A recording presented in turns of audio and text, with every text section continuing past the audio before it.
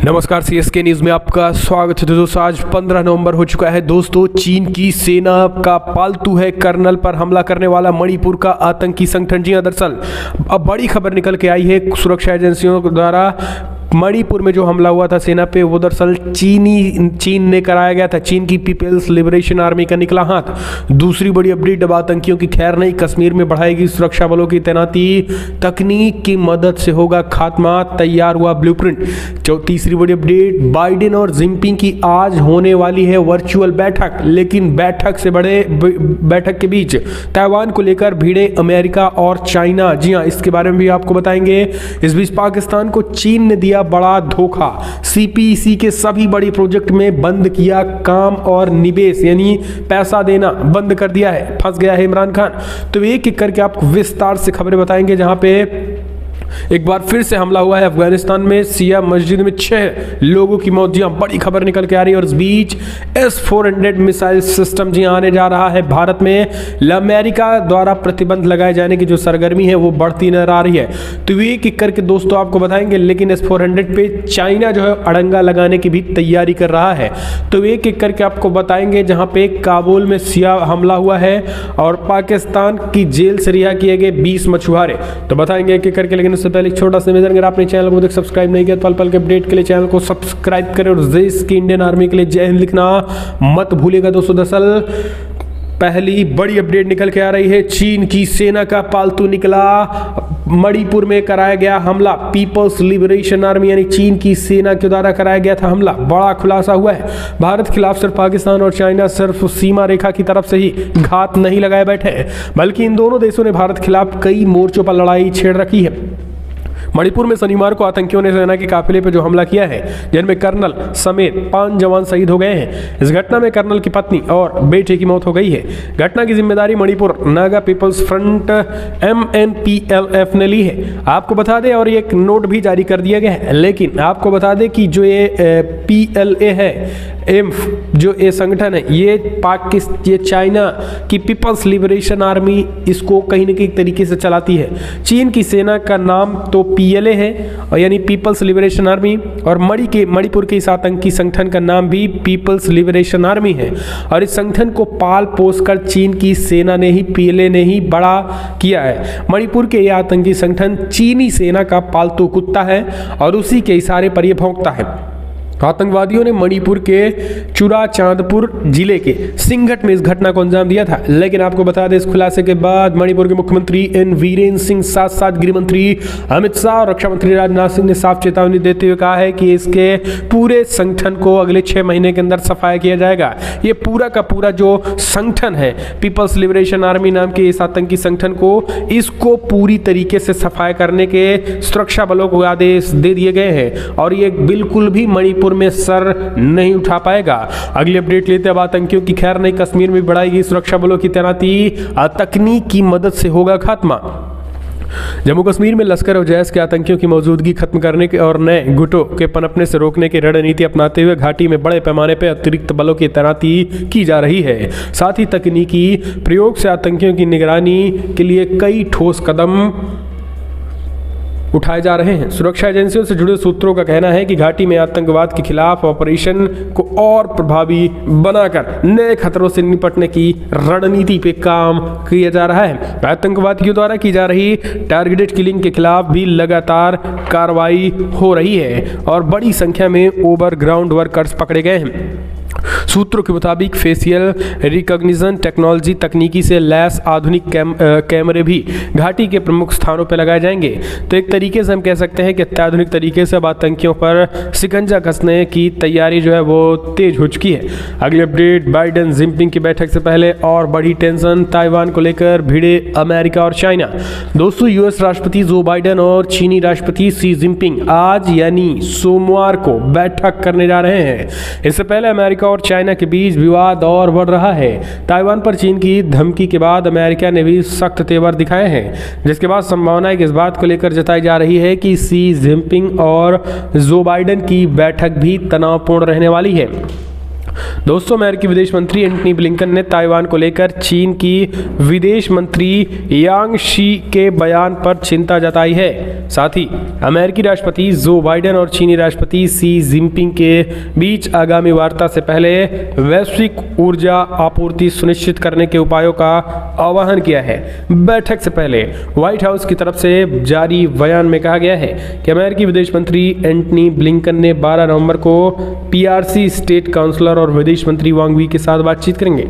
हम चलते हैं एक और अपडेट लेते हैं। तो दोस्तों, आपको बता दें कि पाकिस्तान को चाइना दिया बड़ा धोखा, सीपीईसी के सभी बड़े प्रोजेक्ट में बंद किए निवेश, फंस गया बुरी तरीके से इमरान खान। चीन और पाकिस्तान के बीच तथाकथित हर मौसम के साथी का नारा हिलाता हुआ दिखाई दे रहा है। अब पाकिस्तान चीन का असली चेहरा देख रहा है। एक रिपोर्ट में खुलासा किया गया है कि पिछले कुछ महीनों में पर्दे के पीछे चीन लगातार पाकिस्तान को अपमानित कर रहा है और पाकिस्तान के पास अब कोई विकल्प नहीं बचा है। रिपोर्ट्स में कहा गया है कि सीपीईसी प्रोजेक्ट की वजह से पाकिस्तान अब गर्दन तक चीन के कर्ज में डूब चुका है और अब इस देश को बर्बाद होने से कोई बचा नहीं सकता है। रिपोर्ट्स के मुताबिक चीन पाकिस्तान इकोनॉमिक कॉरिडोर और चाइना मोबाइल पाकिस्तान के संबंधित दूर संचार टावर सहित बीजिंग के हाथों इस्लामाबाद को अपमानित किए जाने के कई उदाहरण सामने आए हैं। लेकिन आपको बता दें, जो चाइना और पाकिस्तान में टकराहट सीपीईसी को लेकर है, दरअसल दोस्तों आपको बता दें, अभी तक बात करें हम सीपीईसी को लेकर बलूचियों से ही डर था, लेकिन अब जो है पाकिस्तान में नए नए आतंकी संगठन उभर के आ रहे हैं। उन्हीं में से एक है टीटीपी के साथ साथ BLA Balochistan liberation army, TTP आ गए हैं। तो तमाम तरीके के आतंकी जो हैं अब वो पनप रहे हैं और लगातार इनकी क्षति पहुंचा रहे हैं, इनको नुकसान पहुंचा रहे हैं। यही कारण है कि चीन भी अब परेशान हो चुका है। चीन भी अब पूरी तरीके से इन पाकिस्तान के आतंकियों से परेशान हो गया है और अपनी फंडिंग यानी निवेश पैसा देना बंद कर दिया है, जिससे इमरान खान की हालत खराब हो गई है। अगली अपडेट तो दोस्तों, रूसी राष्ट्रपति पुतिन की भारत यात्रा से पहले S-400 मिसाइल की डिलीवरी शुरू, बड़ी खबर निकल के आ रही है।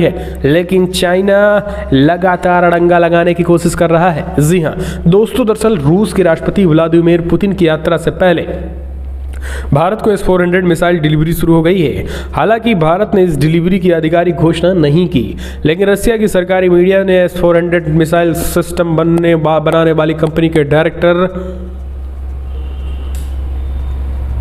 के हवाले से ये जानकारी सार्वजनिक की है। दरअसल दुबई एयर शो के दौरान S-400 ट्राइफ्यूम बनाने वाली कंपनी, रूसी कंपनी जो है वो federal services for military technical corporation के डायरेक्टर त्रिमिदी सुगाउस ने रूस की सरकारी न्यूज एजेंसी स्पुतनिक को बताया है कि मिसाइल सिस्टम की सप्लाई भारत को शुरू हो गई है। साथ ही जैसा देशों के बीच करार हुआ है, उसी शेड्यूल के हिसाब से डिलीवरी चल रही है। तो एक तरीके से ये डिलीवरी तो तेज हो रही है, लेकिन चाइना जो है पूरी तरीके से इसमें अड़ंगा लगाने की कोशिश कर रहा है और S-400 को कितनी ज़्यादा डिले किया जा सके, इसको लेकर चाइना रशिया से बातचीत कर रहा है। यहाँ तक कि रशिया जो है वो सीधा रूसी राष्ट्रपति व्लादिमीर पुतिन से नहीं, बल्कि डिलीवरी सिस्टम, ये खास करके रशिया जो डिलीवरी जिसे करना है जिस कंपनी को, उस कंपनी से सीधा चाइना जो है बातचीत करके भारत के S-400 को डिले करने की कोशिश करवा रहा है। अगली अपडेट, अफगानिस्तान में काबुल में सिया इलाके में हुआ धमाका, 6 की मौत। दोस्तों, अफगानिस्तान के काबुल में शनिवार को फिर से सिया इलाके में धमाका हुआ। इस बीच बताया गया कि इलाके में खड़ी एक व्यक्ति यात्री वैन में यह धमाका हुआ। तालिबान अधिकारियों ने जानकारी दी है। दरअसल जानकारी के मुताबिक हमले में 6 की मौत हो गई और 7 लोग जख्मी बताए जा रहे हैं। अफगानिस्तान में तालिबान के कब्जे के बाद से हमले तेज हो गए। अफगानिस्तान से अमेरिकी सैनिकों की वापसी के ऐलान के बाद तालिबान ने काबुल पर 15 अगस्त को कब्जा कर लिया था। हालांकि सत्ता में आने के बाद से तालिबान आर्थिक संकट से जूझ रहा है। ऐसे में इन हमलों ने तालिबान सरकार पर दबाव बढ़ा दिया है। अगली एक और अपडेट, दोस्तों, पाकिस्तान ने जेल से रिहा किए 20 मछुआरे, बाघा बॉर्डर से करेंगे वतन की वापसी। दोस्तों, पाकिस्तान की जेल से 20 भारतीय मछुआरों को रिहा किया गया है, जिन्हें पाकिस्तान बाघा बॉर्डर पर भारत के हवाले करेगा। रिहा किए गए सभी मछुआरों को पाकिस्तान की लांघी जेल से रखा गया था, अब इन्हें छोड़ दिया गया है। एक वरिष्ठ अधिकारी ने इस बात की जानकारी दी है। दरअसल अधिकारी ने शनिवार को बताया है कि रिहा किए गए सभी मछुआरों को रविवार को बाघा बॉर्डर भेज दिया गया और उन्हें भारतीय प्रशासन के हवाले किया जाएगा। दरअसल भारत लौटने वाले इन सभी 20 मछुआरे गुजरात के रहने वाले हैं और ये पाकिस्तान की जेल में बंद थे। उन 350 भारतीयों में से जिन्होंने अपनी जेल की अवधि पूरी कर ली है। एक और अपडेट लेते हैं तो दोस्तों, पीएम मोदी ने त्रिपुरा के लिए लगभग 1.5 लाख लोगों को आवास योजना की दी पहली किस्त। बोले डबल इंजन की सरकार ईमानदारी से विकास में जुटी हुई है। दोस्तों, प्रधानमंत्री मोदी ने वीडियो कॉन्फ्रेंसिंग के जरिए लगभग 1.5 लाख से अधिक लाभार्थियों को प्रधानमंत्री आवास योजना ग्रामीण की पहली किस्त ट्रांसफर की है। लाभार्थियों के बैंक खाते में सीधे 700 करोड़ रुपए से अधिक की राशि जमा की गई। प्रधानमंत्री आवास योजना के तहत दी गई पहली किस्त ने त्रिपुरा के सपनों को भी नया हौसला दिया है। प्रधानमंत्री ने कहा है कि मैं पहली किस्त का लाभ पाने वाले करीब 1.5 लाख परिवारों को, सभी त्रिपुरा वासियों को हृदय से बधाई देता हूं। एक और अपडेट ले लेते हैं तो दोस्तों, बड़ी खबर निकल के आ रही है। आपको बता दें, भारत की इज्जत हजम नहीं कर पा रहा तुर्की का राष्ट्रपति, मोदी को मिले स्पेशल ट्रीटमेंट पे भड़का। दोस्तों, आपको बता दें, कश्मीर पर बार बार पाकिस्तान के पक्ष में बोलने वाले और भारत को लेकर बार बार अपना भड़ास निकालने वाले तुर्की के राष्ट्रपति अंतर्राष्ट्रीय स्तर पर भारत को मिल रही इज्जत और भारत की प्रतिष्ठा को पचा नहीं पा रहे हैं। ग्लासगो शिखर सम्मेलन में भारत को जो स्पेशल ट्रीटमेंट मिला है, उस पर अगर बात करें, तुर्की के राष्ट्रपति ने जमकर भड़ास निकाली। जबकि जलवायु परिवर्तन सम्मेलन के दौरान तुर्की तमाम देशों के बीच उपेक्षित बना रहा। टाइम्स ऑफ इंडिया की रिपोर्ट्स के मुताबिक ग्लासगो शिखर सम्मेलन के दौरान मेज़बान ब्रिटेन के लिए उस वक्त अजीब समस्या उत्पन्न हो गई जब तुर्की ने ब्रिटेन के सामने एक देश को स्पेशल ट्रीटमेंट देने का आरोप लगाकर विरोध दर्ज कराया। तुर्की का इशारा सीधे तौर पे प्रधानमंत्री मोदी और भारत पर था, क्योंकि तुर्की ने बैठक के दौरान मेज़बान ब्रिटेन के सामने भारत के खिलाफ गुस्से का इजहार किया है। तो अब आप समझिए कि तुर्की तिल मिलाया हुआ है। जहाँ एक तरफ अमेरिकी राष्ट्रपति जो बाइडेन, चाहे वो फ्रांस के राष्ट्रपति हों, इजराइल के प्रधानमंत्री हों, ब्रिटेन के राष्ट्रपति हों, इन सारों से जिस तरीके से एक सम्मान मिला प्रधानमंत्री मोदी को, उससे तुर्की तिल मिलाया हुआ है। अगली अपडेट, चीन और श्रीलंका में बड़ा तनाव। क्या भारत हिंद महासागर में खींच पाएगा ड्रैगन के खिलाफ लक्ष्मण रेखा? दोस्तों, आपको बता दें, श्रीलंका और चाइना में इस समय जमकर ठनी हुई है, क्योंकि चाइना जो है वो श्रीलंका में अपने जहरीली खाद बेचना चाहता है और यही कारण है कि फिलहाल इसका जो है विरोध जताया है श्रीलंका ने, और चीन से किसी भी तरीके के खाद लेने से इनकार कर दिया। हालांकि आपको बता दें, अब भारत पूरी तरीके से इस चीज़ को कैश करना चाहता है और श्रीलंका और चाइना के इस टकराहट को भारत हिंद प्रशांत क्षेत्र में फ़ायदा लेने की पूरी तैयारी कर रहा है और हिंद महासागर में पूरी तरीके से चाइना के एक तरीके से गुटबंदी भारत करने की तरफ कदम बढ़ा रहा है। अगली अपडेट, एक और बड़ी खबर निकल के आ रही है। आपको बता दें तो दोस्तों, चाइना इमरान खान और जनरल बाजवा के बीच तनाव बरकरार। आखिर क्या है विवाद की बड़ी वजह? फिर से भिड़े हैं इमरान खान और बाजवा।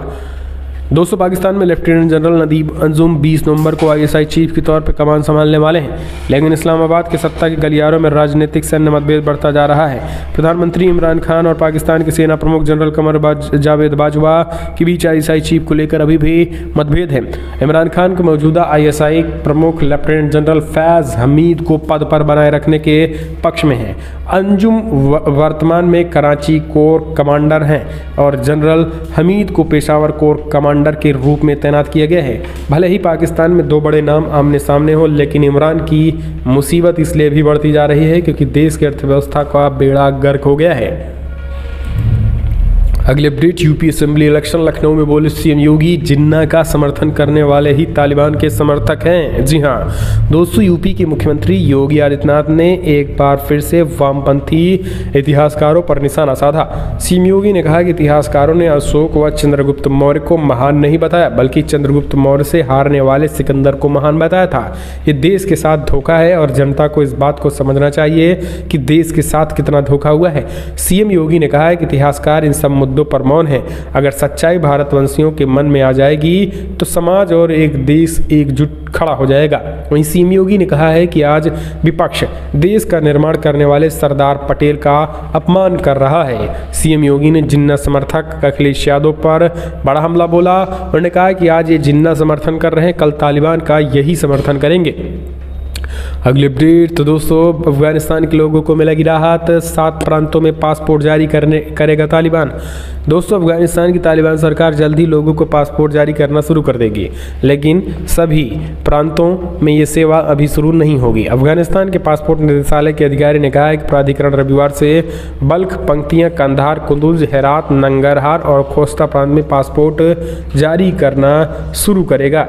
एक मीडिया रिपोर्ट्स में ये जानकारी दी गई है। तालिबान सरकार के इस कदम से हो सकता है कि और ज़्यादा लोग देश छोड़कर जाएं। पासपोर्ट निर्देशालय के प्रमुख आलम गुल हक्कानी के हवाले से स्थानीय खामा प्रेस ने ये बातें बताई हैं। हम चलते हैं एक और अपडेट लेते हैं। तो दोस्तों, बिग ब्रेकिंग न्यूज़ निकल के आ रही है, आपको बता दें, हिंदुत्व की तुलना आईएसआई से करना गलत, आतंकी संगठन इंसानियत का दुश्मन। सलमान खुर्शीद की राय से गुलाम नबी आज़ाद ने जताई असहमति। दोस्तों, एक बार फिर से सलमान खुर्शीद के बयान और राशिद अल्वी, जिस तरीके से दोनों ने बयान दिए हैं, इन दोनों के बयान को लेकर हड़कंप मचा हुआ है और एक तरीके से इस पर विरोध जो है वो जताया है गुलाम नबी आज़ाद ने। गुलाम नबी आज़ाद ने कहा है कि हिंदुत्व की तुलना आईएसआई से करना गलत है, आतंकी संगठन जो है इंसानियत के दुश्मन है और हिंदुत्व और आरएसएस जो है इस तरीके के कार्य नहीं करते हैं। हम चलते हैं एक और अपडेट लेते हैं। तो दोस्तों, बड़ी खबर निकल के आ रही है, अभिनेता सोनू सूद की सच्चाई आई सामने। जी हाँ, कांग्रेस और आम आदमी पार्टी से लड़ सकते हैं चुनाव, बड़ी खबर निकल के आ रही है। आखिर भाजपा प्रधानमंत्री मोदी का विरोध क्यों करते हैं, अब आप समझिए। दोस्तों, अभिनेता सोनू सूद ने रविवार को बताया है कि उनकी बहन मालविका सूद पंजाब विधानसभा चुनाव लड़ने जा रही हैं। हालांकि खुद सोनू सूद ने कहा है कि अभी उनकी पार्टी के बारे में कोई फैसला नहीं लिया गया है, लेकिन कांग्रेस और आम आदमी पार्टी की तारीफ की है। चलो ठीक है, सोनू सूद ने भरपूर मदद लोगों की, लेकिन उसमें कोई दिक्कत नहीं है। इसके बावजूद जब वो भारतीय जनता पार्टी का विरोध करते हैं तो फिर ये समझ में आता है कि किसी न किसी पार्टी के एजेंडे पर वो काम करते हैं और यही कारण है कि अब उसका खुलासा हो गया है और कांग्रेस पार्टी के एजेंडे पे और आम आदमी पार्टी के एजेंडे पे काम जो है वो करते दिखाई दे रहे हैं सोनू सूद। अब इसका खुलासा भी हो गया है। हम चलते हैं एक और अपडेट लेते हैं। तो दोस्तों, बड़ी खबर, प्रधानमंत्री मोदी आज मध्य प्रदेश में जाएंगे। भोपाल में रानी कमलापति रेलवे स्टेशन का करेंगे उद्घाटन, जो कि एक हबीबगंज रेलवे स्टेशन था। दोस्तों, आपको बता दें, प्रधानमंत्री नरेंद्र मोदी सोमवार को मध्य प्रदेश की राजधानी भोपाल में पुनर्विकसित रानी कमलापति रेलवे स्टेशन का उद्घाटन करेंगे। दोस्तों, प्रधानमंत्री द्वारा जारी बयान में कहा गया है कि गोंड साम्राज्य के रानी कमलापति के नाम पर रानी कमलापति रेलवे स्टेशन मध्य प्रदेश की प्रथम विश्व स्तरीय रेलवे स्टेशन होगा। प्रधानमंत्री मोदी, दरअसल आपको बता दें दोस्तों, ये रेलवे स्टेशन जो है एक तरीके से भारत का सबसे भव्य रेलवे स्टेशन है और एक बार अगर आपको बताएं कि इसका नाम हबीबगंज रेलवे स्टेशन था, लेकिन प्रधानमंत्री नरेंद्र मोदी इसे रानी कमलापति यानी भारतीय गौरव से जोड़ दिया है। एक और अपडेट ले लेते हैं। तो दोस्तों, केंद्र सरकार का बड़ा फैसला, ईडी और सीबीआई के निदेशक का कार्यकाल बढ़ाकर 5 साल तक कर दिया। जी हाँ, दरअसल आपको बता दें केंद्र सरकार ने प्रवर्तन निर्देशालय, ईडी और केंद्रीय अन्वेषण ब्यूरो सीबीआई चीफ के कार्यकाल को बढ़ाकर 5 साल तक कर दिया गया है। इसका मतलब यह है कि अब ईडी और सीबीआई के निदेशक के पद पर कोई अधिकारी 5 वर्षों तक अपनी सेवाएं दे सकेंगे। केंद्र ने एक अध्यादेश के जरिए दोनों एजेंसियों के मुखिया के कार्यकाल की सीमा बढ़ाया है। आपको बता दें कि वर्तमान में प्रवर्तन निर्देशालय के निदेशक संजय मिश्रा हैं और उनका कार्यकाल इसी हफ्ते समाप्त हो रहा था, लेकिन अब अध्यादेश के बाद सरकार अगर चाहे तो उनके कार्यकाल 2 साल तक और बढ़ा सकते हैं। हालांकि अभी संजय मिश्रा को लेकर अभी तक कोई आदेश जारी नहीं हुआ है। एक और अपडेट ले लेते हैं। दोस्तों, हिंसा के बाद अमरावती में कर्फ्यू, गृह मंत्रालय ने कहा त्रिपुरा को लेकर फैलाई गई अफवाह, 35 की गिरफ्तारी। महाराष्ट्र के अमरावती में बंद के दौरान हिंसा की घटनाओं के बाद कर्फ्यू लगा दिया गया और इंटरनेट सेवाएं भी 3 दिनों के बंद कर दी गई। पुलिस ने बताया है कि बीजेपी की ओर से कथित तौर पर बुलाए गए बंद के दौरान शनिवार सुबह उग्र भीड़ ने दुकानों पर पथराव किया। त्रिपुरा में हुई सांप्रदायिक घटना के विरोध में अमरावती में मुस्लिम संगठनों द्वारा शुक्रवार को आयोजित रैली के दौरान हुए पथराव के विरोध में शनिवार को बंद का आह्वान किया गया था। हालांकि आपको बता दें, इसको लेकर गृह मंत्रालय ने रिपोर्ट मांगी है और जिसने हिंसा की उसके खिलाफ कड़ी कार्रवाई करने की बात कही है। सबसे बड़ी बात यह है कि 35 लोगों की तत्काल गिरफ्तारी भी हुई है। हम चलते हैं अगले अपडेट। तो दोस्तों, थल सेना चीफ इजराइल के दौरे पे, जी हाँ 5 दिन के इजराइल दौरे पे पहुंचे इजराइल। बड़ी खबर आपको बता दे, भारतीय सेना प्रमुख जनरल एमएम नरवणे इजराइल के 5 दिवसीय दौरे के लिए रविवार को रवाना हुए। भारतीय सेना के नरवणे की इजराइल यात्रा को लेकर कहा गया कि इस यात्रा का उद्देश्य दोनों देशों के बीच रणनीतिक और रक्षा सहयोग को और मजबूती प्रदान करना है। अधिकारियों ने बताया है कि जनरल नरवणे ने दोनों देशों के बीच समग्र सैन्य सहयोग को बढ़ावा देने के लिए इजराइल के शीर्ष सैन्य अधिकारियों के साथ व्यापक बातचीत करेंगे। सेना ने एक ट्वीट में कहा है कि जनरल एमएम नरवणे इजराइल की 5 दिवसीय दौरे के लिए इजराइल रवाना हुए और एक तरीके से कई डील रक्षा क्षेत्रों को लेकर भी हो सकती है।